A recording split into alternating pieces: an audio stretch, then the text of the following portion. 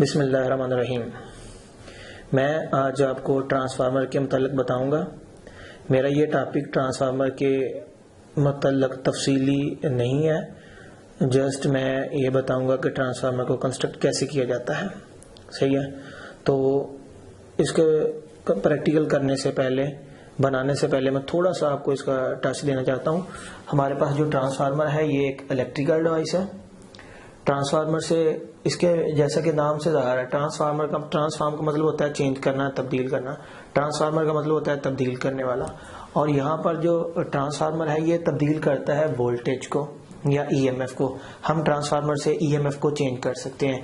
Change करने से मुराद ये है हम ट्रांसफार्मर की मदद से ईएमएफ को बढ़ा सकते हैं या फिर हम ट्रांसफार्मर की मदद से ईएमएफ को कम कर सकते हैं। तो बेसिकली ट्रांसफार्मर यहाँ पर चेंज करने से मुराद वोल्टेज का चेंज करना है। तो हमारे पास ट्रांसफार्मर दो तरह के होते हैं, एक इनमें स्टेप अप होता है, दूसरा स्टेप डाउन ट्रांसफार्मर है।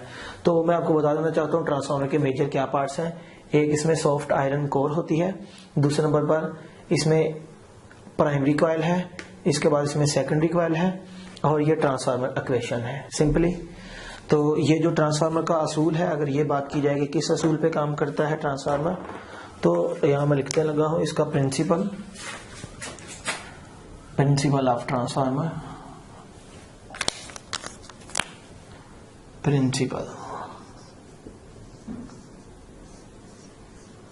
किस असूल पे काम करता है? It works on the principle of mutual induction. ये म्यूचुअल इंडक्शन के असूल पे काम करता है। MUTU म्यूचुअल इंडक्शन, ये म्यूचुअल इंडक्शन के असूल पे काम करता है। और म्यूचुअल इंडक्शन किस असूल पे काम करती है? म्यूचुअल इंडक्शन काम करती है फैराडे के असूल पे। फैराडेज लॉ ऑफ इंडक्शन, जो फैराडे का इंडक्शन के अंतर्गत लॉ है, उसके असूल पे काम करती है म्यूचुअल इंडक्शन। क्या होता है म्यूचुअल इंडक्शन में, ये आप देख सकते हैं। म्यूचुअल इंडक्शन में हमारे पास दो कॉइलें होती हैं। नंबर 1 ये होती है एक कॉइल, सही है। यहाँ पास ये दूसरी कॉइल पड़ी होती है। इस कॉइल पर टर्न दिए जाते हैं, ये देख सकते हैं आप। ये इस तरह वायर बाउंड करते हैं, इस पर भी ऐसे वायर बाउंड की जाती है। ये यहाँ पर हम क्या चेंज करते हैं, यहाँ पे हमारे पास ये देखें, ये बैटरी का प्लस टर्मिनल, इलेक्ट्रो टर्मिनल, ये वेरिएबल रेजिस्टर लगा होता है। जब हम वेरिएबल रेजिस्टर की मदद से रेजिस्टेंस चेंज करते हैं, इस कॉइल से गुजरने वाला करंट बदलता है। जब करंट बदलता है तो मैग्नेटिक फील्ड बदलती है। जब मैग्नेटिक फील्ड चेंज होती है तो इससे सेकेंडरी कॉइल पे लगने वाला फ्लक्स चेंज होता है।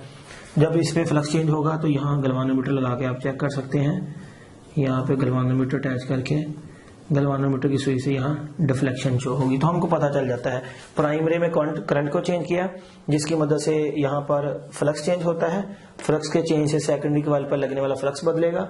जब फ्लक्स बदलेगा, फैराडे इसके बारे में कहता है फ्लक्स के बदलने से ईएमएफ पैदा होती है। तो जो इसमें ईएमएफ पैदा होगी हम उसको बोलेंगे म्यूचुअल इंड्यूस्ड ईएमएफ। सही है, म्यूचुअल इसलिए बोलते हैं क्योंकि यहाँ दो कॉइलों का आपस में रोल है।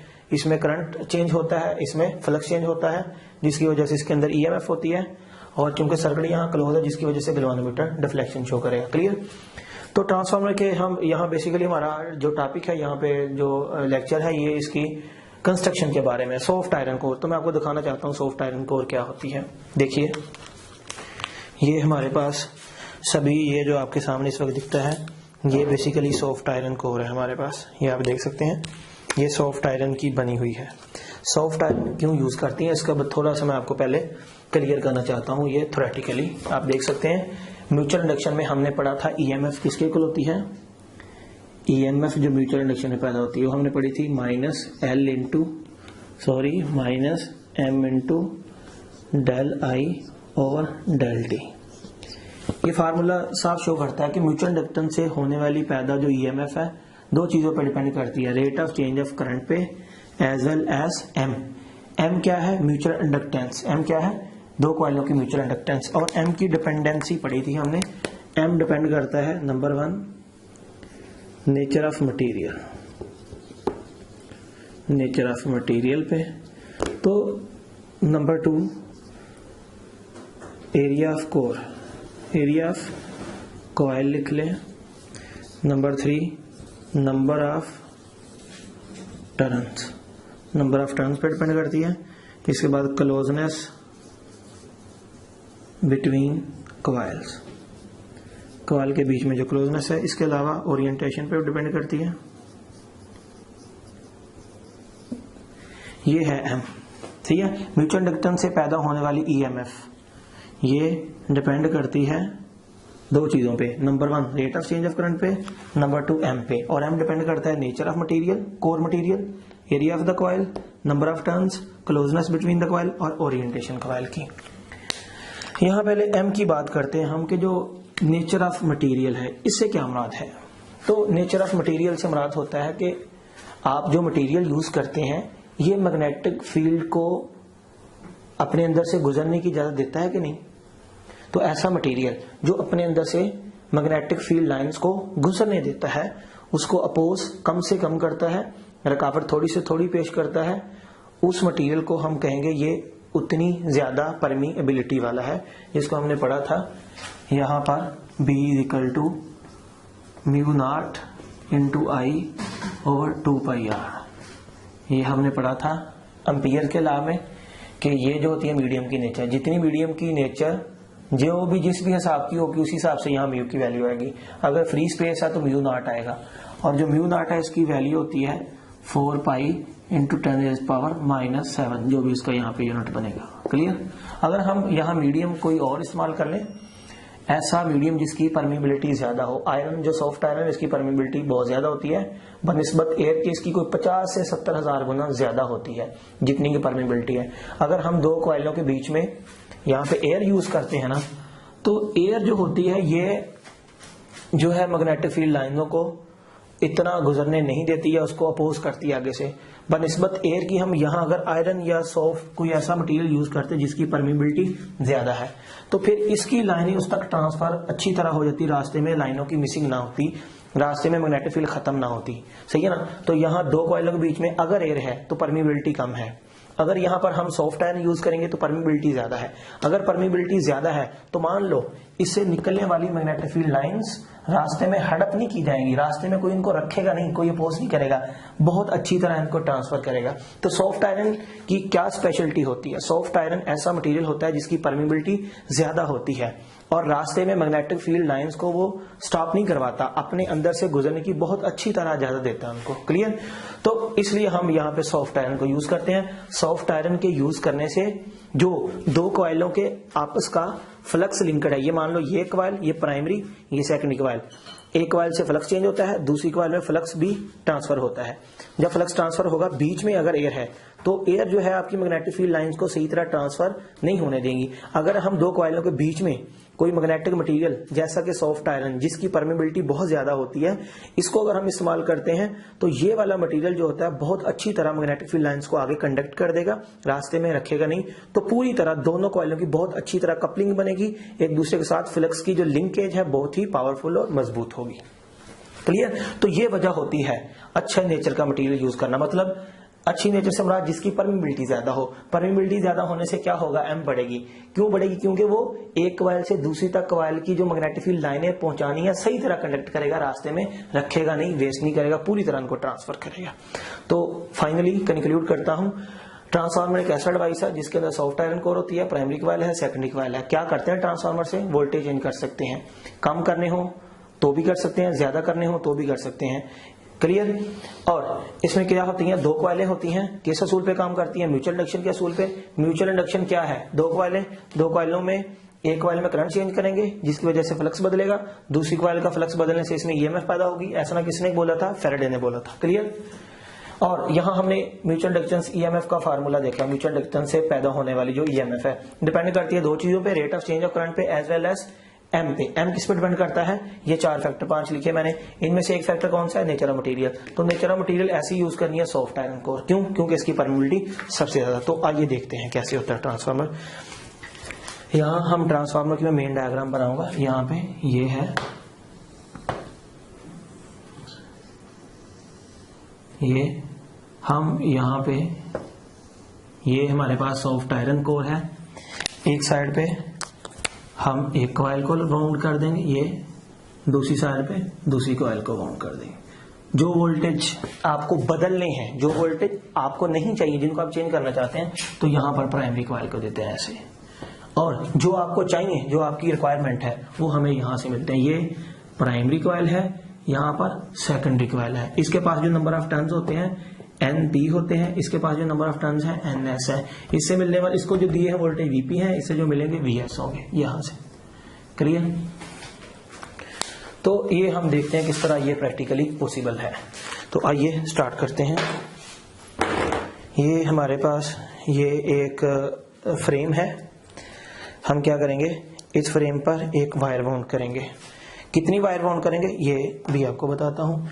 ये हमारे पास दूसरी कॉइल है। ये ट्रांसफार्मर की कोर है, आमतौर पर ये शेप की होती है, सही है। ये हमारे पास बना बनाया ट्रांसफार्मर, मुकम्मल कंप्लीट। ये भी मुकम्मल कंप्लीट ट्रांसफार्मर है हमारे पास। ये अकेली कोर दिखाई गई है, तो ये मैंने सारा इसका मटेरियल लग किया हुआ है, ठीक है। इसे हम कंस्ट्रक्ट करते हैं अभी। तो एक चीज और मैं क्लियर कर दूं जरा, कि वोल्टेज अगर आप बढ़ाना चाहते हैं, सुनिए, अगर वोल्टेज बढ़ाना चाहते हैं, VS यानी सेकेंडरी कॉइल के वोल्टेज प्राइमरी से ज्यादा करना चाहते हैं, तो आपको सेकेंडरी कॉइल के टर्न भी प्राइमरी से ज्यादा करने होंगे, नंबर 1। दूसरे नंबर पे, अगर हमको सेकेंडरी के वोल्टेज को प्राइमरी के वोल्टेज से कम करना है, तो फिर सेकेंडरी टर्न जो है ये भी कम करना पड़ेंगे। अगर वोल्टेज बढ़ाने हैं प्राइमरी से, तो नंबर ऑफ टर्न्स भी जो है सेकेंडरी के प्राइमरी से कम करना पड़ेंगे। और ये हमारे पास ट्रांसफार्मर की इक्वेशन है, यहां से हम देख सकते हैं, यहाँ VP NP VS NS। इसके मुताबिक मान लो, फर्ज करो आपके पास वोल्टेज जो आपके घर में आते हैं 220 है, VP कितने आ रहे हैं 220। आप चाहते हो, क्योंकि आपको बैटरी चार्ज करनी है, ऐसी बैटरी जो कि है आपकी, मान लो 11 वोल्ट की, 11 वोल्ट की बैटरी चार्ज करनी है आपको। कितने वोल्ट की है?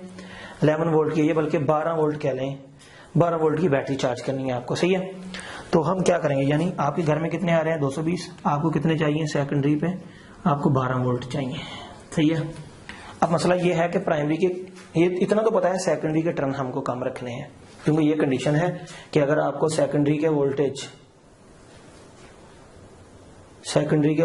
कम करने हैं, तो आपको सेकेंडरी के टर्न भी कम करना होंगे। लेकिन कितने कम करना होंगे ये हम देखेंगे। किस इक्वेशन से? इस इक्वेशन से। ये देखें, हम इन दोनों के दरमियान रेशियो ले लेते हैं। 220 आ गया, बटे में कितना लेंगे 12, यहाँ क्या आ जाएगा NP ओवर NS। तो इनको डिवाइड करें, ये बनेगा, डिवाइड करने से यहाँ पे आ जाएगा, ये 6 आ गया, यहाँ पे 11 आ गया, ये 0 आ गया, ये आ गया 3, और यहाँ पे आ जाएगा जी 55। तो रेशो आपको रखना पड़ेगा जी 55/3 की रेशो, सही है। आपको इस हिसाब से टर्न रखने हैं कि प्राइमरी कॉइल में 55 आए और सेकेंडरी में 3 आए, या प्राइमरी में आ जाए 110 और सेकेंडरी में आ जाए 6, या प्राइमरी में टर्न आ जाए 220, सेकेंडरी में आ जाए हमारे पास 12, या तो प्राइमरी में आ जाए 440, सेकेंडरी में कितने आ जाए 24, प्राइमरी में आ जाए 880 और सेकेंडरी में आ जाए 48। इनमें से जो भी रेशो डिपेंड करता है कोर की नेचर पे, बड़ी कोर है, छोटी कोर है, किस नेचर की है, लेकिन रेशो ये होगी। सुने फिर से दोबारा, हमारे पास ये ट्रांसफार्मर इक्वेशन है। हम क्या चाहते हैं, 220 हमारे घर में आ रहे हैं, हमको कितने चाहिए 12 वोल्ट, क्योंकि हमको जो अपनी बैटरी चार्ज करनी है वो 12 वोल्ट की है। तो हमारे पास ये ट्रांसफार्मर इक्वेशन, हमको कितने मिल रहे हैं 220 प्राइमरी पुट कर दिए, कितने चाहिए 12 पुट कर दिए, रेशो कितनी मिली 55/3 की रेशो मिली। तो मुझे इस हिसाब से इसको बाइंडिंग करनी है कि प्राइमरी कॉइल के 55 रखूंगा, सेकेंडरी कॉइल के 3 रखूंगा। रेशो की ये होनी चाहिए 55/3 की, या प्राइमरी कॉइल के 110 कर दो, सेकेंडरी के 6 कर दो, प्राइमरी का डबल कर दो, इसके भी डबल कर दो, इसके भी डबल कर दो, इसके भी डबल, इसके भी डबल, इसके भी डबल। इनमें से कोई भी रेशो हो सकती है, लेकिन आप इनको जब चेक करेंगे तो एट द एंड ये 55/3 की रेशो मिलेगी। कौन सी रेशो चूज, कोई भी चूज की सकती है। बड़ा ट्रांसफार्मर है तो बड़े ट्रांसफार्मर में छोटी रेशो होती है, छोटा ट्रांसफार्मर जितनी कोर छोटी होगी उतनी बड़ी रेशो का इंतखाब करना होगा। मतलब बड़ी बड़ी, ये भी रकम बड़ी होगी, ये भी बड़ी होगी, रेशो तो वही आनी है ना 55/3 की। तो ये टर्न की रेशो होनी चाहिए, या ये, या ये, या ये, या ये। कौन सी चूज करेंगे डिपेंड करता है कोर के एरिया पे। जितना कोर का एरिया बड़ा होगा ये वाली रेशो चूज करेंगे। अगर बहुत छोटी कोर है तो कहीं आगे हमें निकलना होगा। जो भी चूज करनी है रेशो 55/3 की आएगी, ये गारंटेड है। तो आइए मैं आपको दिखाता हूँ प्राइमरी कॉइल, सेकेंडरी कॉइल। ये है जी हमारे पास एक फ्रेम, ठीक है, प्लास्टिक का बना हुआ फ्रेम है। मैं इस फ्रेम पे ये वायर बाउंड करने लगा हूँ। मुझे कितने टर्न देने हैं इस पे, ये सेकेंडरी कॉइल बनाने लगा हूँ। चलो मैं इस पे टर्न दे देता हूँ जी, सेकेंडरी कॉइल पे मैं दे दूंगा जी 12 टर्न देता हूँ, 24 टर्न दे लेते हैं, 24 टर्न, क्योंकि छोटा ट्रांसफार्मर है। ये हो गया जी एक टर्न, ये देखें एक टर्न आ गया, 2 टर्न, 3 टर्न, 4 टर्न, 5, 6, 7, 8, 9, 10, 11, 12, 13, 14, 15, 16, 17, 18, 19, 20, 21, 22, 23 और 24, तकरीबन ये 24 टर्न आ गए हैं। तो ये 24 टर्न हो गए, चाहे तो ज़्यादा कर लें, 25, 26, 27, 28, 29, 30, 31, 32, 33, 34, 35, 36, 41, 42, 43, 44, 45, 46, 47, 48, ये लो 48 टर्न। यहाँ से मैं इसको काट देता हूँ। अब हम, ये हमारे पास एनेमल्ड कॉपर वायर है, ये इसके टर्न बन चुके हैं। ये यहाँ से ये बाहर निकल आएगी, ये यहाँ से बाहर निकल आएगी। ये हमारे पास कॉइल बन चुकी है सेकेंडरी, सही है, यहाँ रख दें। अब एक और हमें कॉइल चाहिए, ये इस पर भी ये काफ़ी ये टेप ऊपर दी बनाई गई है इसके।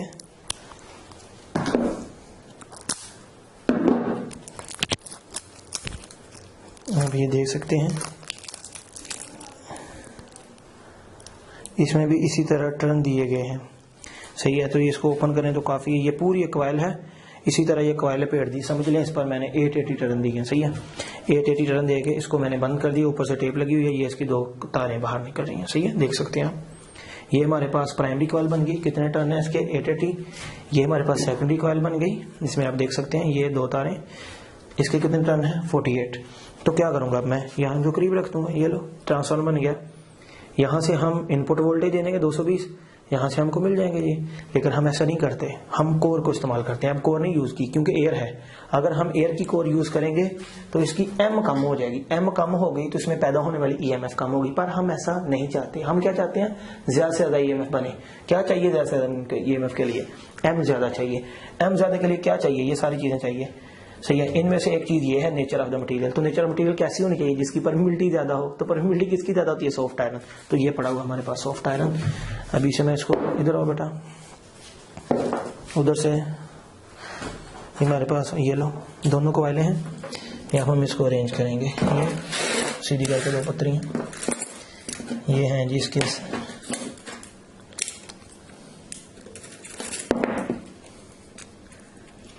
यहाँ पे ये है, यहाँ पे ये पतरी लग गई, देखें ये दूसरी, यहाँ से ये तीसरी,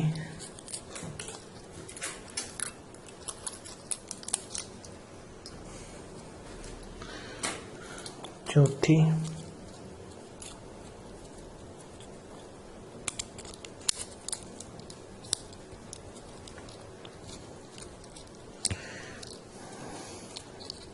ये हम इसमें ऐसे पत्रियां फिट कर देंगे।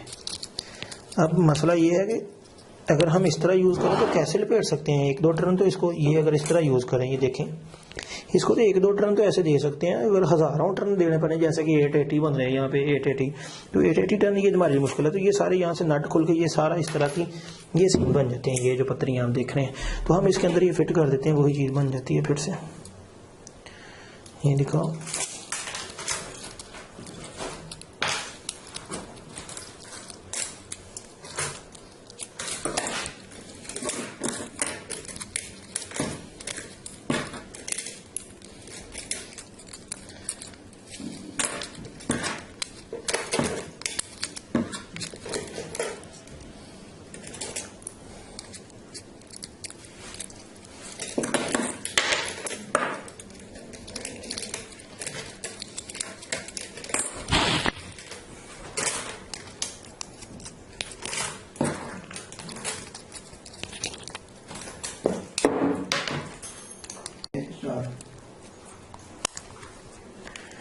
तो ये आप देख सकते हैं अभी ये हमारे पास ट्रांसफार्मर बन गया।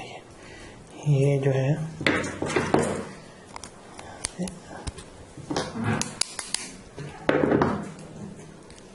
पतली 2 सिंगल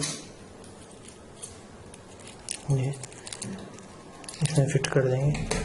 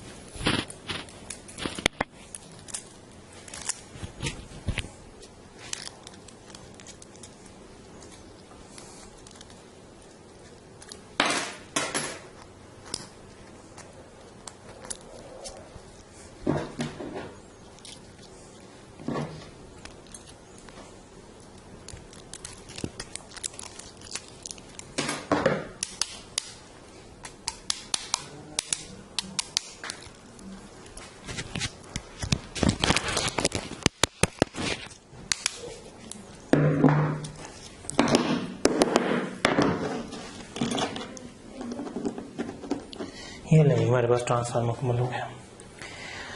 अब इसका फ्रेम दे दें मुझे, जो इसका फ्रेम है साइड का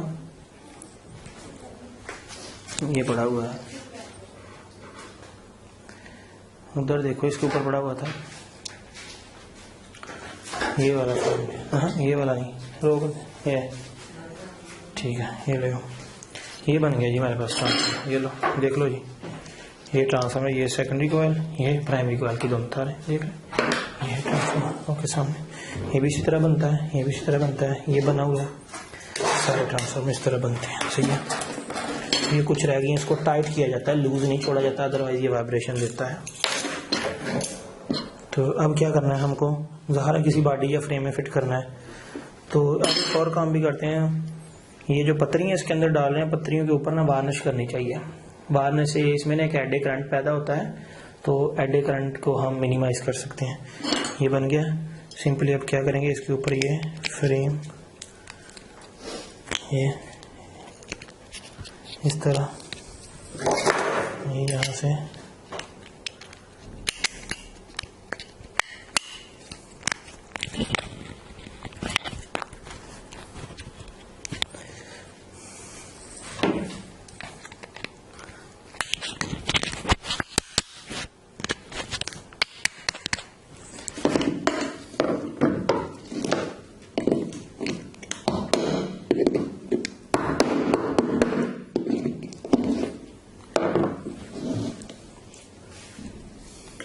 कटर किधर है?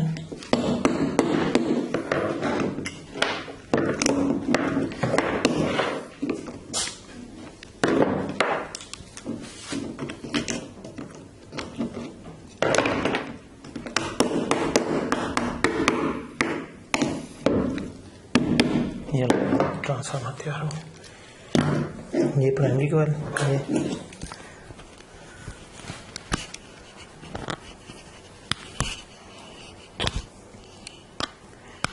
इसको सोल्ड करके दो थोड़ा। ये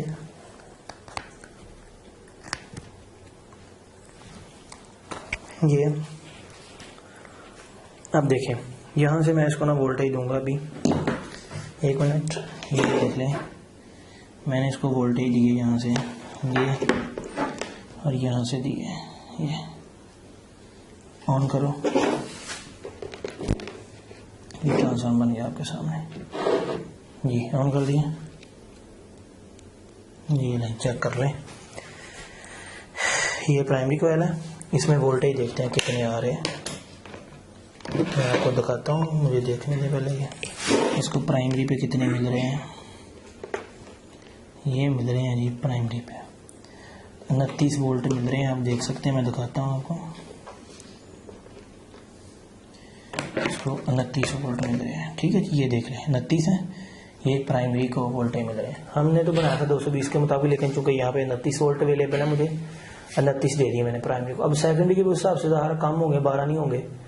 जब 220 देते तो फिर तो पूरे आने थे। तो अब देखते हैं सेकेंडरी में कितने पैदा हुआ।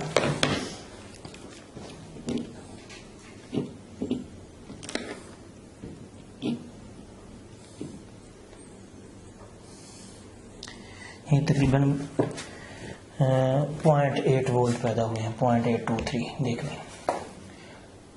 यहाँ 0.283 है, चूँकि प्राइमरी को कम मिले हैं।